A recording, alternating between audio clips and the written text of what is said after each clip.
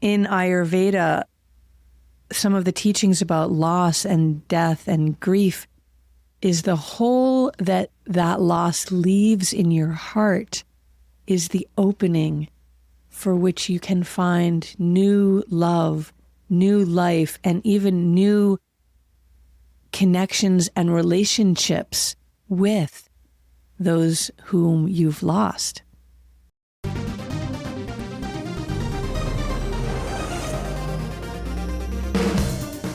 Welcome to the world of energy, where science meets spirit. Ancient wisdom merges with cutting-edge knowledge, and the possibilities for a healthier, happier you are endless.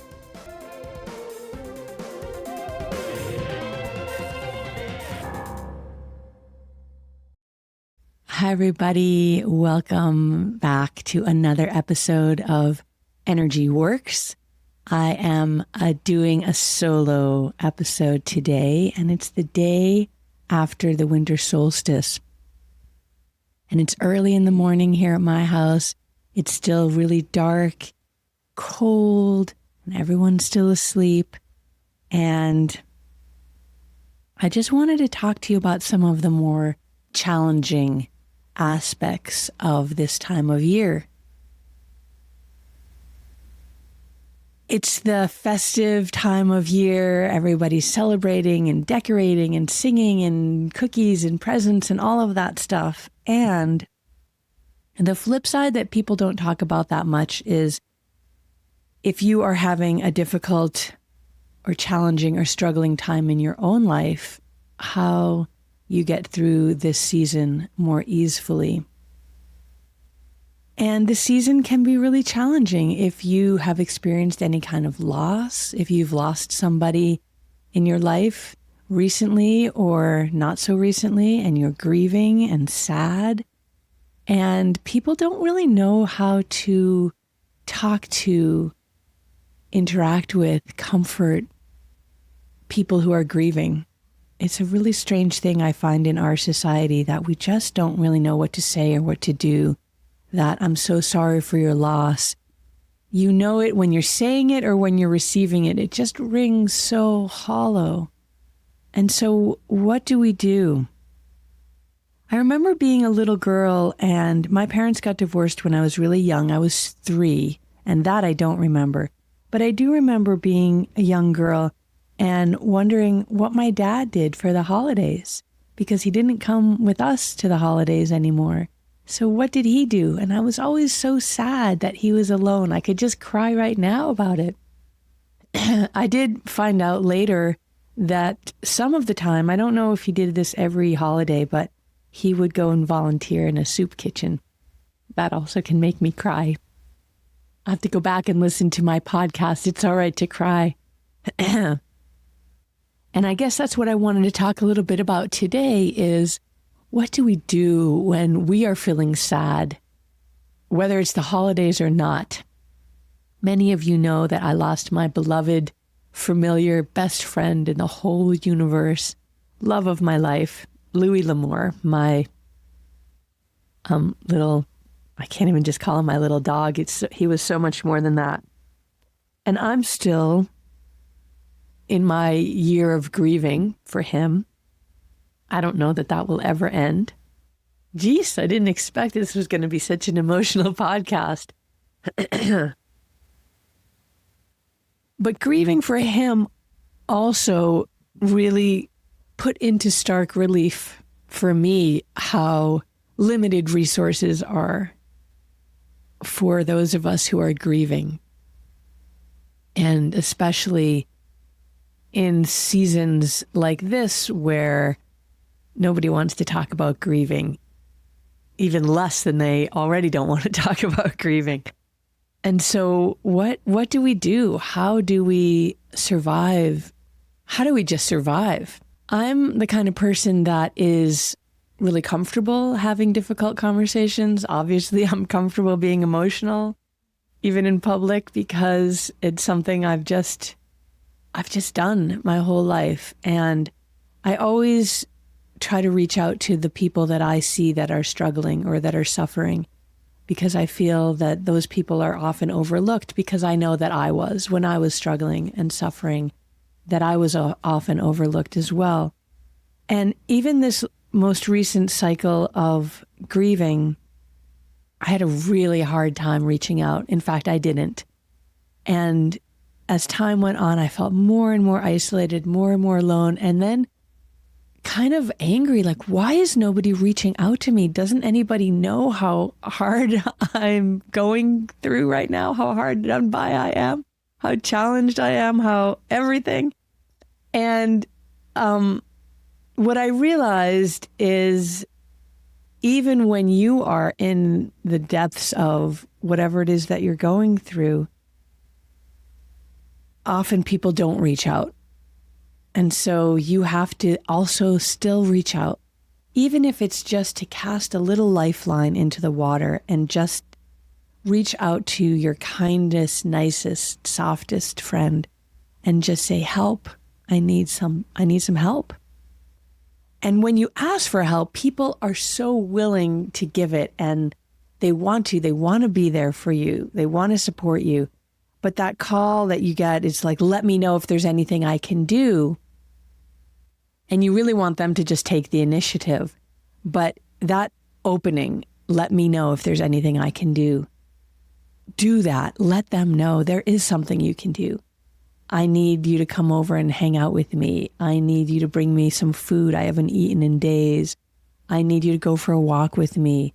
I need you to can you just call me and check up on me? Or can you just send me a text for the next few days, just with a joke or a meme or something to make me smile?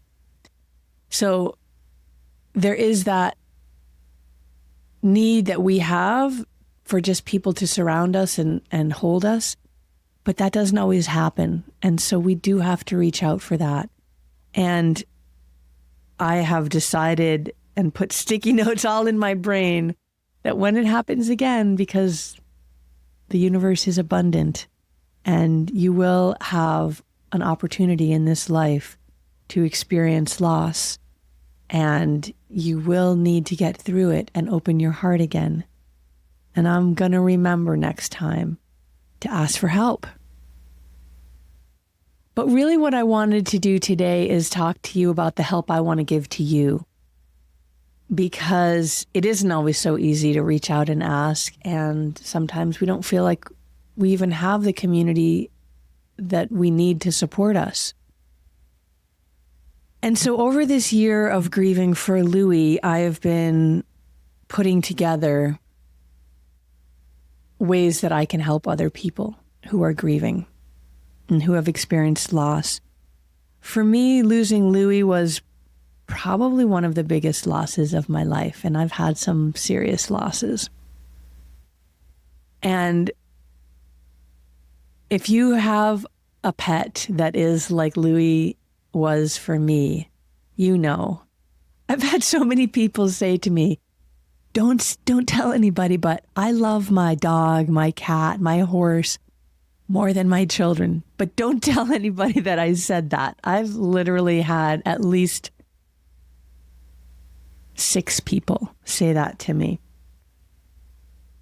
And so that kind of loss, for those of us that feel that, can be as intense as losing a human that you love. And losing a human that you love is unbelievably challenging and difficult as well.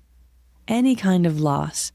You know, there's this sort of paradox in some of the spiritual traditions, particularly in Buddhism, and I'm not a Buddhist. And so if you're a Buddhist and I'm getting this wrong, please email me and let me know. But my understanding is that the Buddha said the cause of suffering is our attachment to things that change, which is everything. So I was deeply, and still am deeply, attached to Louis, and his loss from his physical form gutted me.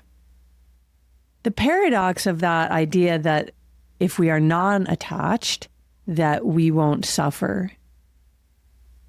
The paradox of that is, if we don't have attachments in this life, we don't have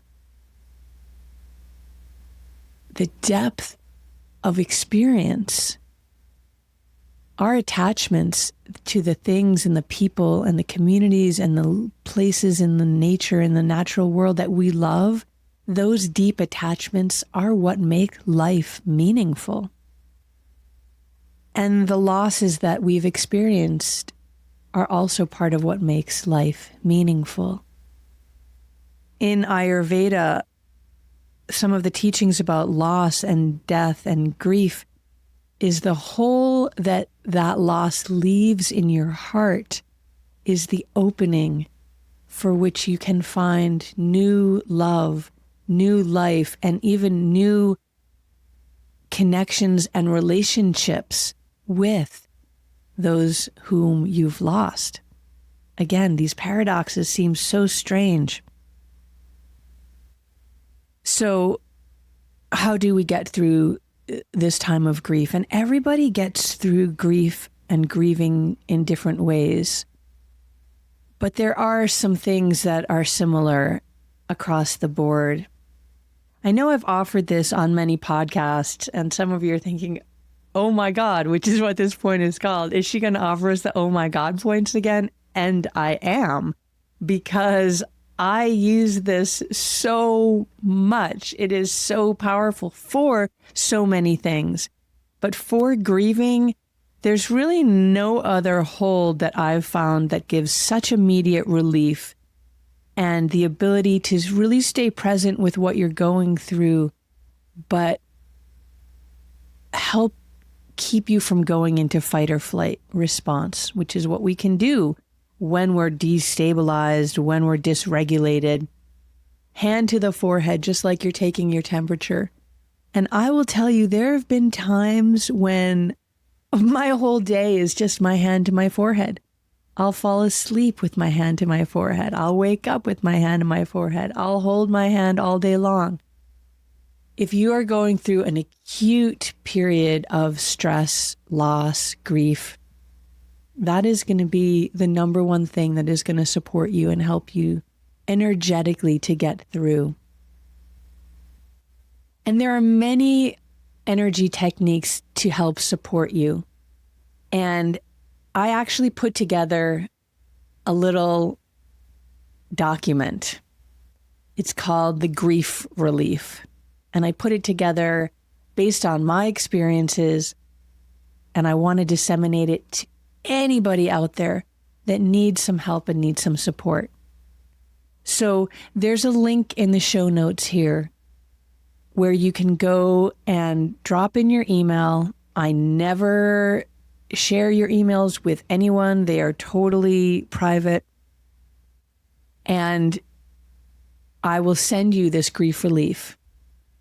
And I will send you, as soon as it is ready to launch, my new initiative, my new project, which is all about supporting people through grief and through loss to find your spark again, to find your joy again, to find your purpose again, and move forward with the light of your heart able to shine out.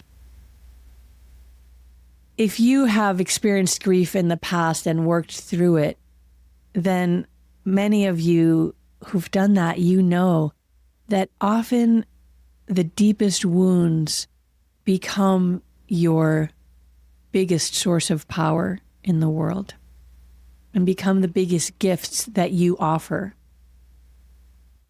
And I'm hoping that through the grief that I've been experiencing this year and this project that I've created to help support others through their grief, that my loss will have some purpose, not only for me, but for you and for the wider world. So this is my offering to you in this darkest time of the year. If you are going through a dark time in your life, I want to be there to support you. So throw in your email and I will share with you this beautiful solace giving, life supporting, soul reviving, light re-sparking grief relief. And I'd love to hear from you. When this new initiative begins on January 8th, it is going to be an interactive community where we can support each other and help each other through. Community is one of the most important things for so many aspects of our lives. In fact, it is one of the most important thing for your life overall, for your overall happiness, joy, and yes, your longevity. Your ability to live a long time is connected to community. And so I'm going to start this community, and I hope that you will join me. And I hope that you will share this grief relief, share this link with anyone that you know who is struggling right now, who needs some help and needs some support. We are stronger when we connect with each other and we build community together. So my hope for you this holiday season is that you can experience some joy, that you can feel grounded and safe. You can allow yourself to grieve and know that you will have support and there will be an end to your grieving, and that joy is possible even in the depths of your grieving. And on the other side, there's beauty and purpose just waiting for you. So I hope that you have a blessed holiday season. I hope that you reach out and take advantage of this grief relief for yourself. And I hope to see you on January 8th when I start my new project, all in support of you. Thanks everyone for tuning in to this special edition of Energy Works, and knowing that energy truly does work to help support you in every way. You just need to learn the little tips, the little tools, the little techniques. And that's what we're here for, is to share those with you so that you have an easier time through every aspect and every path and every journey in your life. Blessings this holiday season, and I look forward to seeing you next year when we start this path together of how we can make our lives a little bit better. Thanks, everybody. We'll see you really soon. Alrighty, Energy fans, that's a wrap on another positively charged episode of Energy Works. Lauren, this is the part where we get to use our energy puns. It's been electrifying, hasn't it, Blaine? We hope you've enjoyed it as much as we have. If you're feeling amped up and you want to keep your energy flowing, be sure to hit that subscribe button on your favorite podcast platform. And we'd love to hear from you, so please take a moment to leave us a review. Your feedback helps us continue to deliver content that resonates, so light up our inbox. And spark a conversation with your friends to tell them about us. And we'll see you next time on Energy Works.